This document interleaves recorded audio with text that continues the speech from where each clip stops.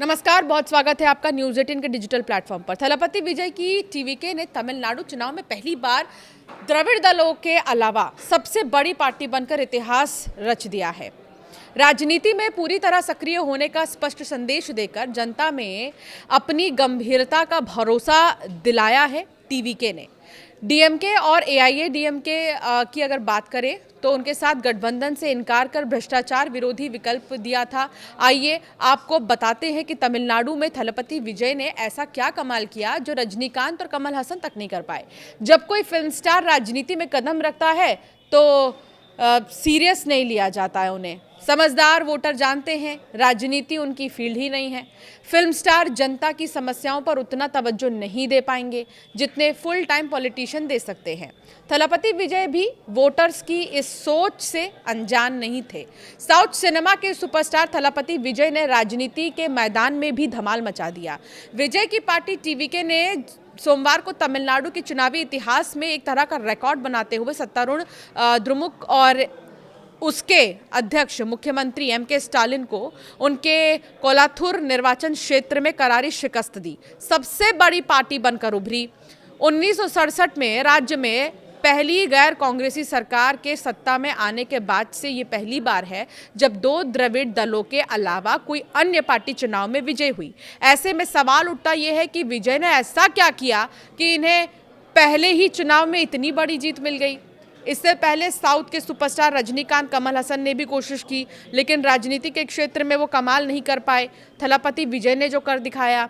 जब थलपति विजय ने तमिलनाडु विधानसभा चुनाव में उतरने का ऐलान किया था तो कई लोगों ने इसे राज्य में फिल्मी सितारों द्वारा अपने फैंस के दम पर राजनीति में पैठ बनाने की कोशिश के रूप में देखा। तमिलनाडु में फिल्म सितारों को नेता चुने जाने का इतिहास रहा है। एमजीआर और जयललिता जैसे दिग्गजों ने मुख्यमंत्री के रूप में अपनी धाक जमाई। हालांकि रजनीकांत और कमल हसन जैसे फिल्म सितारे अपने फैंस का प्यार राजनीतिक आधार में बदलने में असफल रहे हैं। जयललिता ने भी अपनी एक अलग पहचान बनाई थी लेकिन उनकी पहले से ही एक पार्टी एआईएडीएमके थी। फिर विजय ने कमल हसन और रजनीकांत जैसे सुपरस्टारों से अलग क्या किया है जिनके फैंस उनसे कई अधिक हैं। विजय के राजनीति में इस ब्लॉकबस्टर परफॉर्मेंस के पीछे के कई कारण हैं जो इसे एक असाधारण उपलब्धि बनाते हैं। आमतौर पर जब कोई फिल्म स्टार राजनीति में कदम रखता है तो उन्हें सीरियस लिया ही नहीं जाता। समझदार वोटर ये जानते हैं कि राजनीति इनके बस की बात ही नहीं है, ये तवज्जो ही नहीं देंगे। इतना जो पॉलिटिशियंस कर सकते हैं वो ये तो नहीं कर सकते हैं। राजनीति में एंट्री लेने से पहले उन्होंने क्लियर मैसेज दिया कि वो अभिनय से संन्यास लेकर पूरी तरह से राजनीति में सक्रिय हो रहे हैं। यानी पहले तो उन्होंने ये जनता को भरोसा दिलाया कि अब उनका ध्यान फिल्मों पर नहीं रहेगा। पूरी तरीके से वो एक पॉलिटिशियन बन चुके हैं। 27 फिल्में और 30 साल का करियर दांव पर लगाने का फैसला बहुत बड़ा था। इससे जनता में ये मैसेज गया कि विजय राजनीति में टाइम पास के लिए तो नहीं आ रहे हैं। ऐसे में तमिलनाडु की जनता को विजय में एक थलापति नजर आया, यानी एक लीडर नजर आया। रजनीकांत ने जब राजनीति में एंट्री ली थी तो स्पष्टता गायब थी। उन्होंने नहीं बताया कि वो फिल्म और राजनीति में से किसको ज़्यादा तवज्जो देंगे। एक दशक की राजनीति में आने की अटकलें लगाने के बाद रजनीकांत ने राजनीति में कदम रखा और चुनाव लड़े।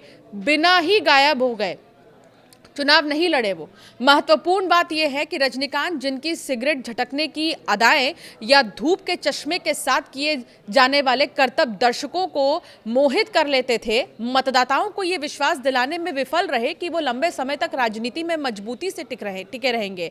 ऐसे में वोटर्स ने भी रजनीकांत को गंभीरता से लिया ही नहीं। कमल हसन की बात करें तो कमल हसन हालांकि रजनीकांत से एक कदम आगे बढ़े। राजनीति की फील्ड में उन्होंने गंभीरता दिखाई और उनकी पार्टी मक्कल निधि मय्यम ने 2019 के लोकसभा चुनाव और 2021 के तमिलनाडु विधानसभा चुनाव लड़े लेकिन यहां पर एमएनएम एक भी सीट जीतने में सफल नहीं रही। पार्टी का वोट शेयर काफ़ी हद तक शहरी केंद्रों तक ही सीमित था।